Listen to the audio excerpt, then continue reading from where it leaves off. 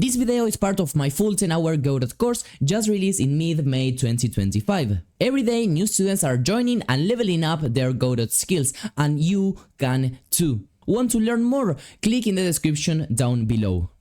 Hi there and welcome to a new lesson in which we are going to be starting to manage the score, okay? Is the canvas layer. To the score label is the canvas layer. So the script is going to be attached directly over there.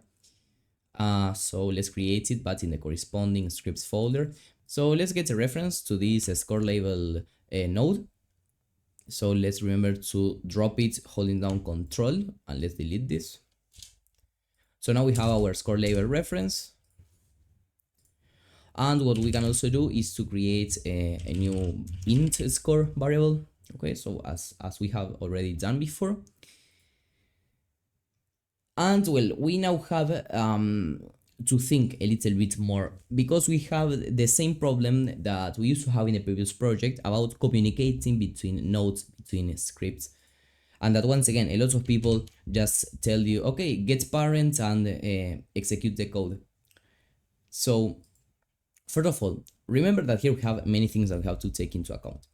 If a coin is collected, first of all, okay, here we have to do stuff differently, because remember here that if we are colliding with a coin, in this case we increase the score, okay, so we have to type here this specific code. Whereas if we have collided with an obstacle, we have to end the game. So that's everything that we have to consider. So when this happens, this object, okay, this coin has to communicate with the canvas layer.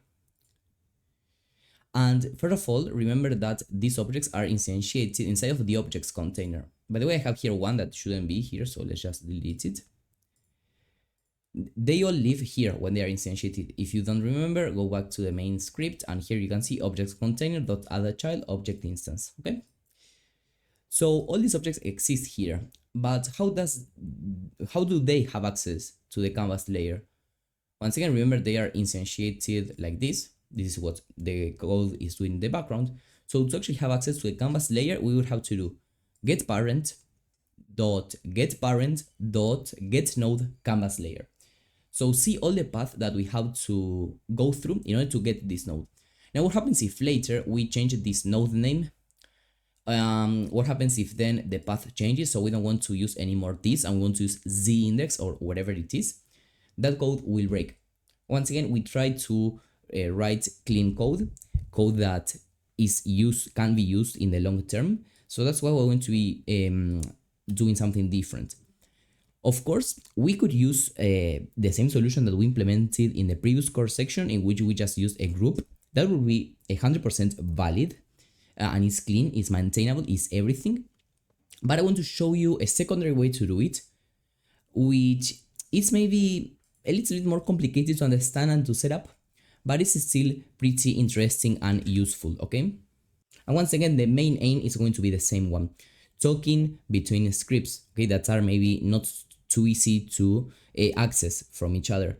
So for that, remember, you have groups, you have signals, and sometimes depending on exactly what you want to achieve or which method you like the most, you can choose one or the other. But in 90–80% of cases, you can use them pretty similarly, okay? So once again, this is just going to make you learn more things.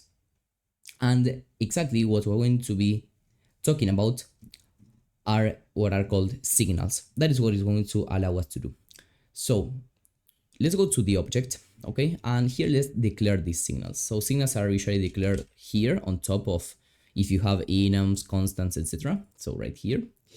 So you declare them with a signal keyword, and you write them also in lower cases, in a snake case basically, and you write them in the past verse. So for example, we are going to have a signal to coin collided with player.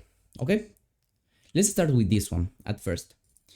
So this is like a function that is going to be called, but the main difference with the group, remember that with the group we were, for example, here getting the canvas layer, and in that specific canvas layer calling the function to update the coins. That is completely valid once again.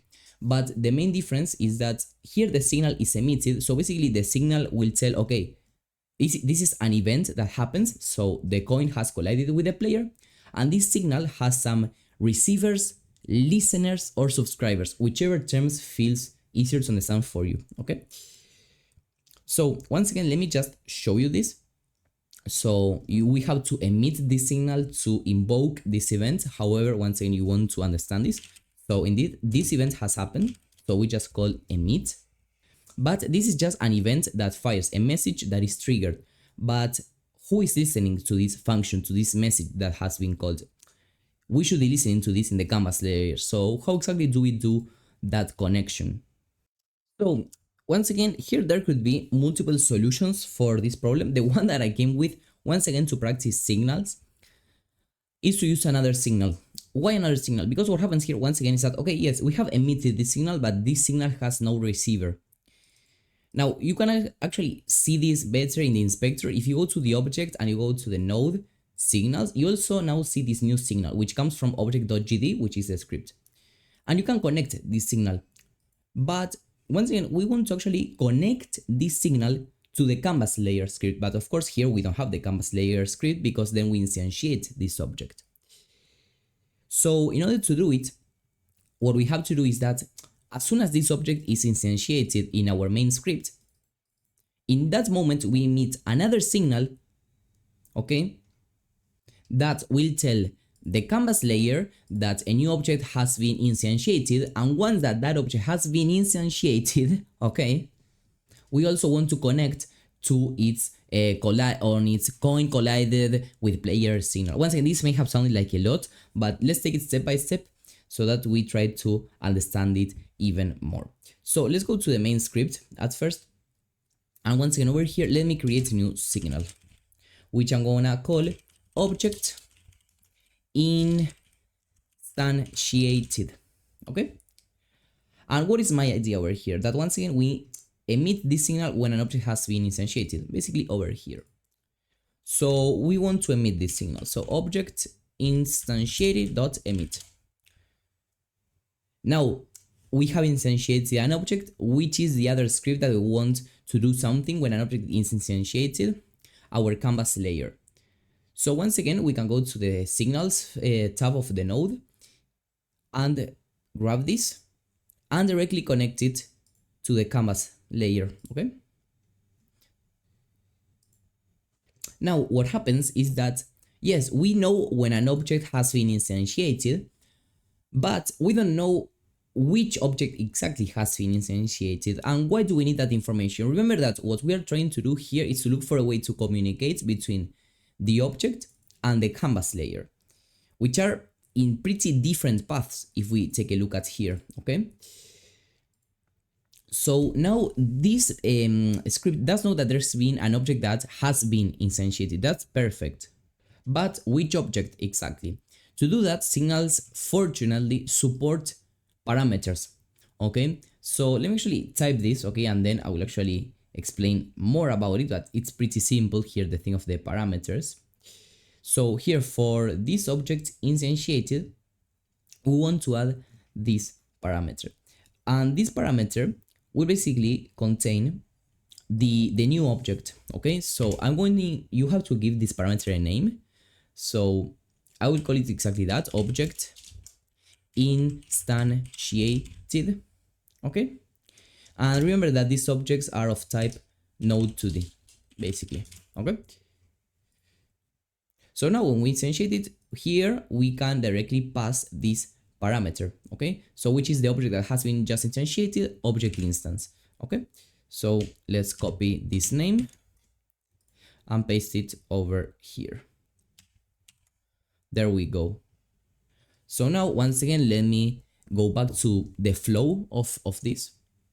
First of all, the main has a timer and instantiates an object. This object is instantiated, and then when this happens, there is a signal that is emitted, which is called object instantiated, and this signal is listened by, or is connected to, our canvas layer. So the canvas layer knows when a new object has been instantiated and has access to that object.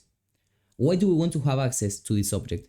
because then with this we can actually take a look at this signal and connect to this signal and listen to this signal. If not, how do we connect to this signal? So first of all, here we don't see the parameter, so let's actually disconnect the signal from the main. Let's connect it again to the canvas layer.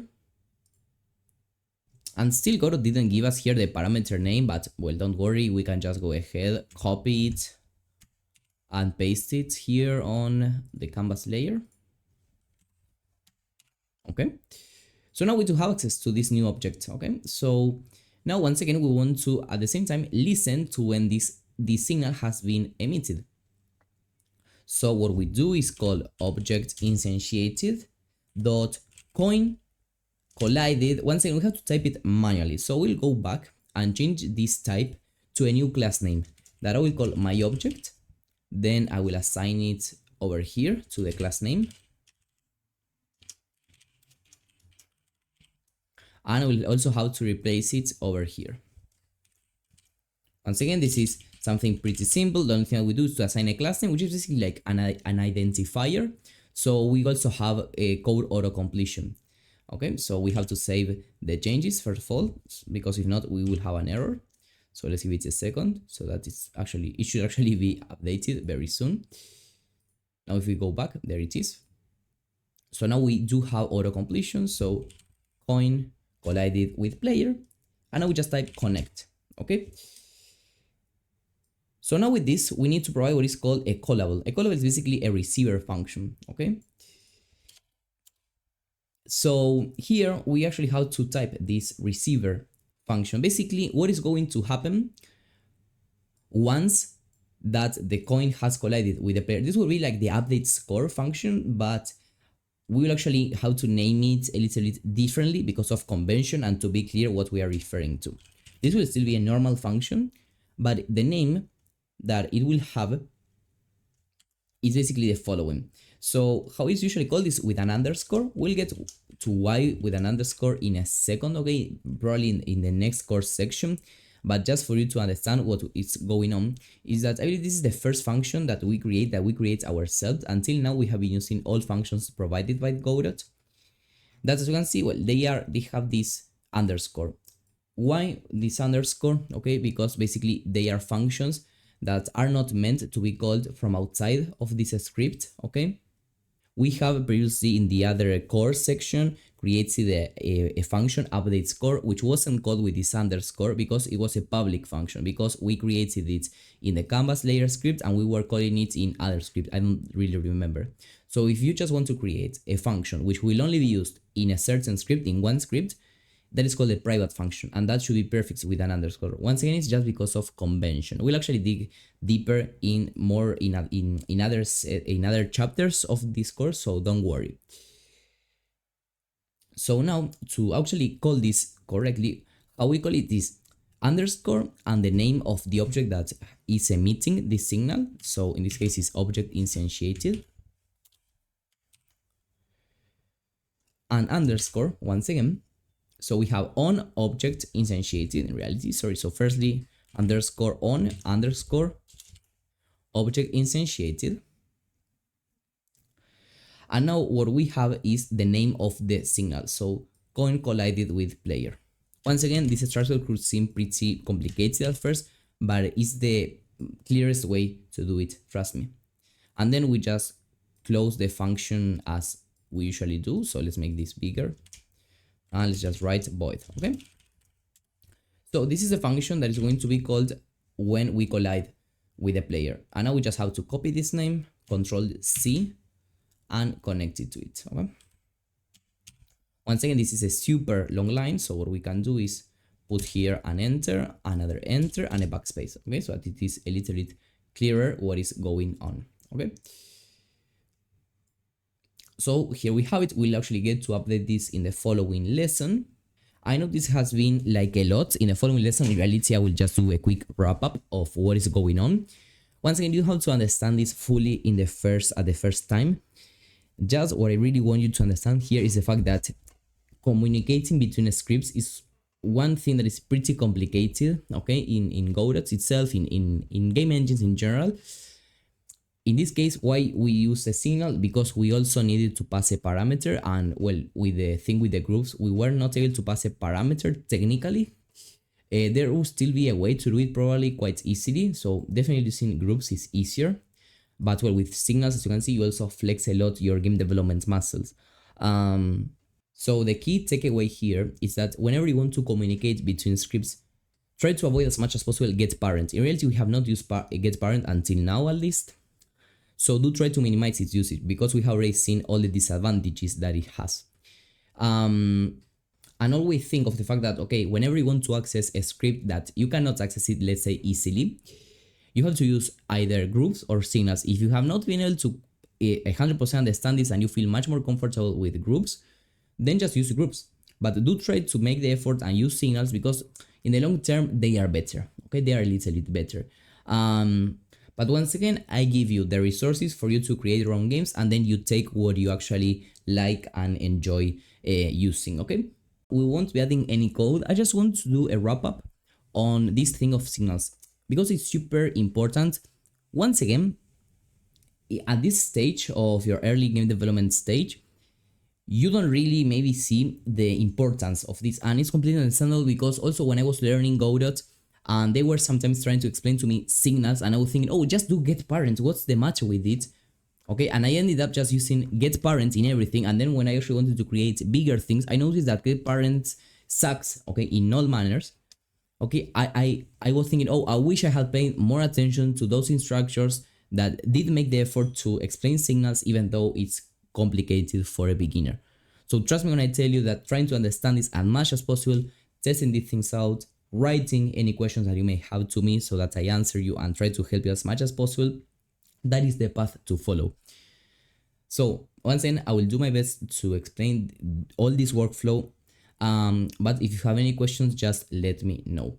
Okay, but do make the effort, because the code right now is not that long. It is just 30 lines here, we have another 30 lines here, and the player doesn't matter at all.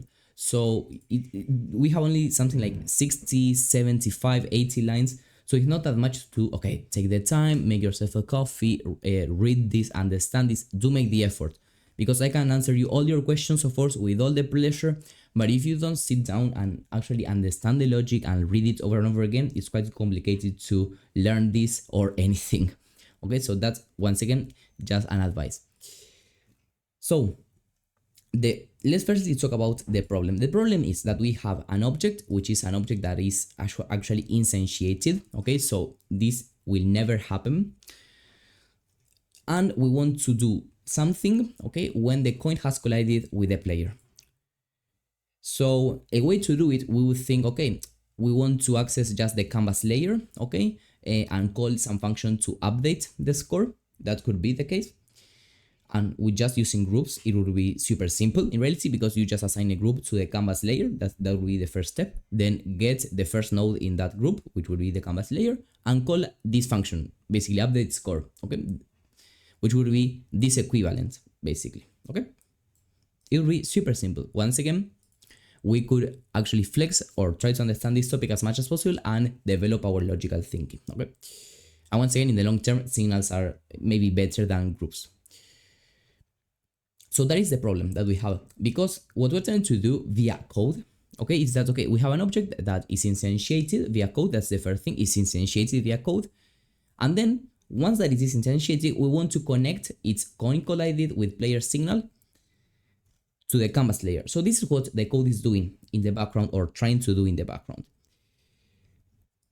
So also, as a side note over here, well, actually I will give it in a second just so that I don't confuse you and we don't get out of the flow. That is what the code is trying to do.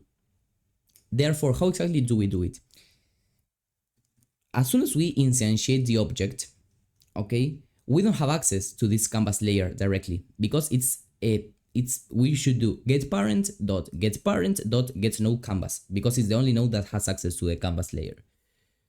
And once again, we have already explained that is not a good practice. So once again, how do we do all this connection that I showed you a second ago if this object in reality is not going to exist unless we instantiate it? So we have to take a look at the different steps or the different steps that this object has as long as it exists. So first of all, it is instantiated, and then it basically exists until it collides with the player. So there we have the two places in the code where we have to pay attention to. And once again, we can use a paper or whatever, or hear the comments to understand what we want to do. So what we want to do is to first instantiate this object, what we have already done. So this step, we can even skip it because it's already done. Now, when this object is instantiated, what we want to do, once again, if we would do it manually, is connect its signal to the canvas layer. The problem here is that in order to connect the signal to the canvas layer, we have to have access to that canvas layer. And we cannot use getParent.getNode. So with that information, remember first we instantiate the object and then we want to get access to the canvas layer. How we can handle that communication is, okay, where are we instantiating this object at first? In this function. Here we have access to the specific object that has been instantiated. Okay, interesting. I will emit this signal when an object has been instantiated. So someone has to listen to this signal or has to connect to this signal, to this event that has happened. These are all synonyms. So who exactly or which of these objects we want to take into account to do what we want? The canvas layer. So we must listen to this signal in the canvas layer. That is what we are doing basically here, this connection, okay? And now that we have it, basically what the code has done is first instantiate the object. Then the signal of instantiating an object was emitted, but that is a different thing that we are doing over here, okay? And when that signal happened, what we did is take this object, connect this signal, and connect it to a canvas layer. That is exactly what we have done, okay? So I hope that now it is clearer. The last thing that I want to clarify is the name, because I know this is like spaghetti, literally. But we have actually dealt with something pretty similar before. If we go to the object, we have here onBodyEntered. So what is this exactly? Or why does it have this name specifically? So first of all, we have to understand is this underscore. I've already mentioned it, but just in case I will make it clear, it's pretty simple. In game development and in programming in general, what you have are accessors. These accessors can be public or private. And these determine whether a function or a variable can be accessed outside of the script. If it is public, it can be accessed. It can be accessed from another script, but private, it cannot be accessed. In reality, in Godot, because it's more tailored to beginners, this is not a topic that is usually covered or is not explicitly in the engine, because everything by default on Godot is public. You can call any function from anywhere in spite of this underscore over here, okay? There are other programming languages, other game engines that don't allow you to do that. So this is just a convention. Whenever you want to create something that is private, you just prefix it with an underscore. And in reality, you should even do it with variables. For example, here, this variable selected type, we are not accessing it outside of the script. So technically, we will have to mark it with an underscore, okay? The same thing with this already variable, the same thing with this constant, etc. I don't like to do it, okay? At least in variables, in Godot, but you can do it. That's the only thing that you have to understand. Once again, remember in the last code, in the last game that we created, we had an update score function, and there I didn't prefix it with an underscore, okay? Because we were creating that function in, I don't really remember, I believe it was in the canvas layer, and we're actually calling that function.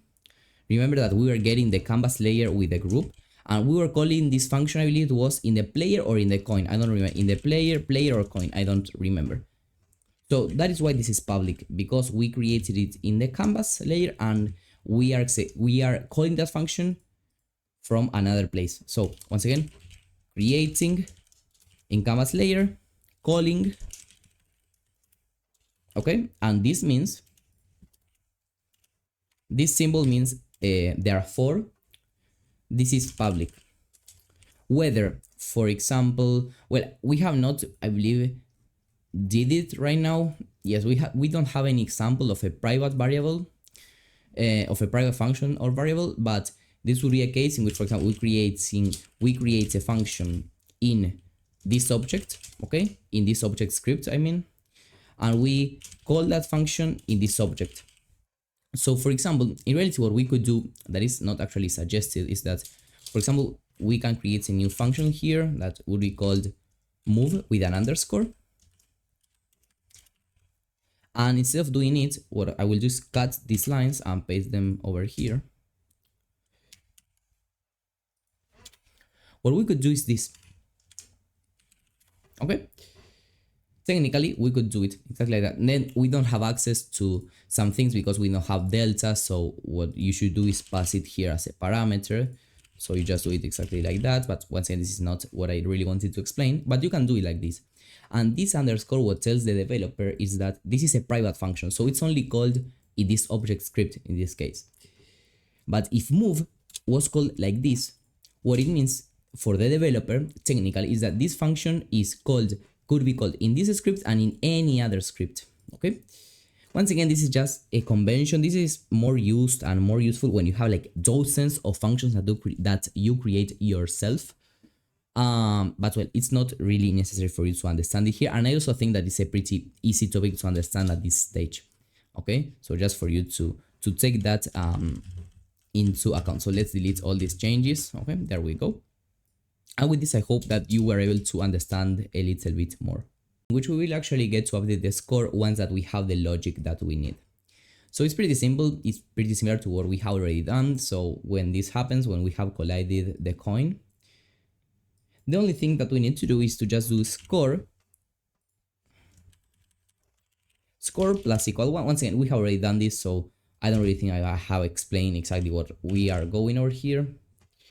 So we'll just get the score label dot text and make it equal to score with a space here so that our score is displayed not like this but like this, plus str score. Why plus str score? Because score is an integer and actually the text, as you can see, is a string. So let's try to have it over here. This is a string, so we must convert it into a string. In reality, if you're using static typing and you do it like this, you will automatically receive an error. If you don't declare this as an integer, you will have it like this, but once you try to execute the code, you will get an error. Once again, advantages of using static typing. You can also try that on your own PC. Just don't put int here and don't put str, and you will receive that error when you are playing. Okay, I don't show it because it's pretty easy to understand what is going on. And now, thanks to all this logic, let's also delete this object. Now our UI should be updating correctly, but only if we collide with objects that have been assigned to be coins. Okay, and also we don't see the UI. I don't know why. This is a Godot error right now that we don't see. Sorry, this is not an error. This was hidden. I don't know why. I think I was explaining something or I was doing something. So let's play again. And let's see if this is working. Also, we don't really know if this is a coin or an obstacle. This one was a coin. This one isn't. This one is. So as you can see, everything is working fine. Of course, we still have to change the sprites. So if this is a coin, for example, or an obstacle, well, then the sprites should be different because for the coins, we're going to be using like some keys, okay? But well, we are now getting much closer to the final result that we want. So I will see you in the next one.